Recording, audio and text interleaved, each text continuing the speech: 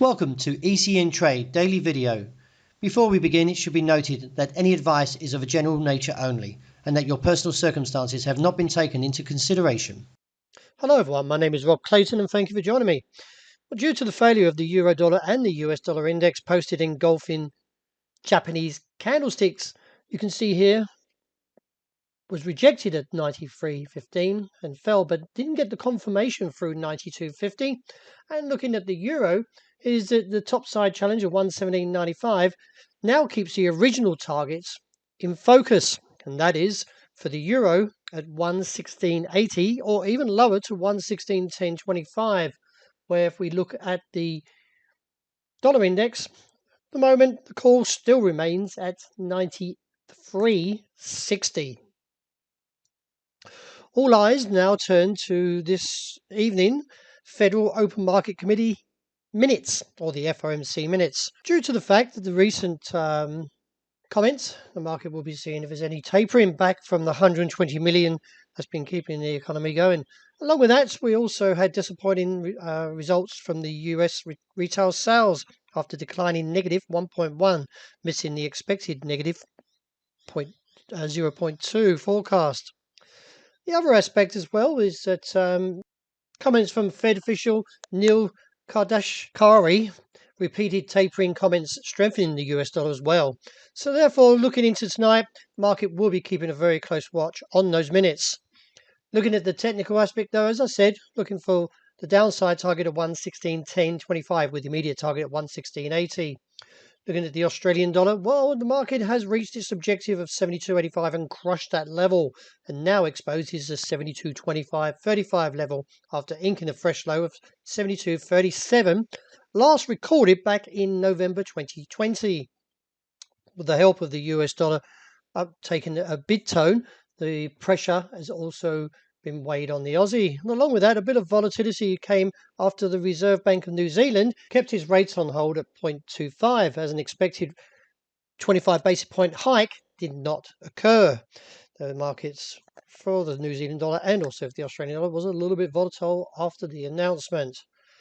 Although my view now is neutral because of the fact that we reached the target of 72.85 and did take that level and crushed it, is that I'm expecting to see a little bit of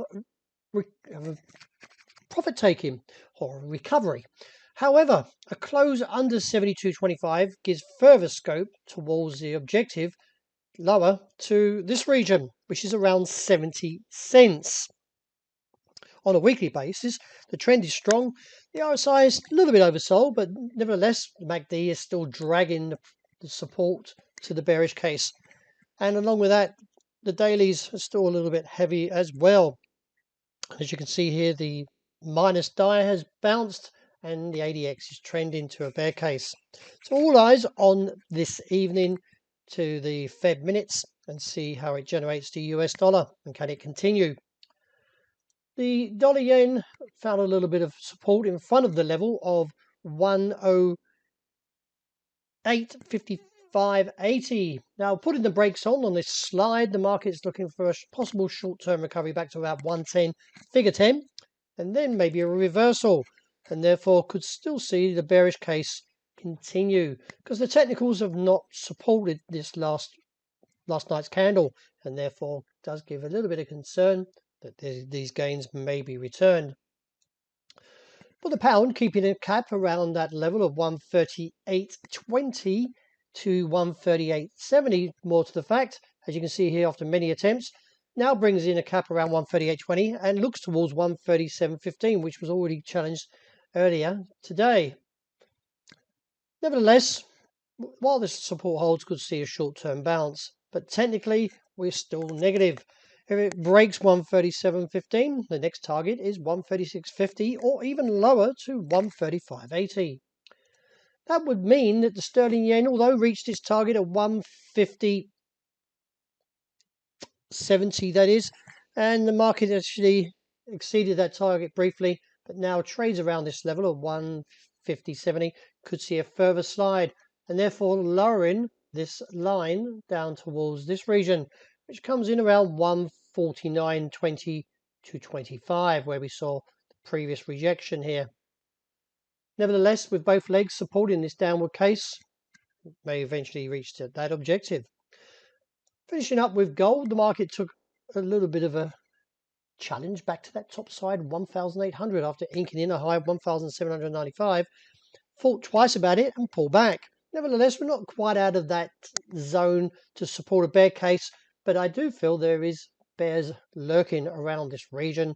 Eventually could see a challenge back to the downside, which is around 1,765. The reason behind that is if the dollar does strengthen up to about 93.60 on an index, that would put a little bit of pressure back on gold. After the rebound at the beginning of the week, the market gave it all back and still remains somewhat negative and looking towards the target for oil at $64.70. Reassess from there because there is little support if that level collapses at $64.70, because I view the next target is around $61. Very concerning. So keep an eye. It's a key level. So let's see how the market plays into tonight. Well, that wraps it for today. Thank you very much for joining me. And as always, look out for the intraday report. I hope you enjoy the rest of the day.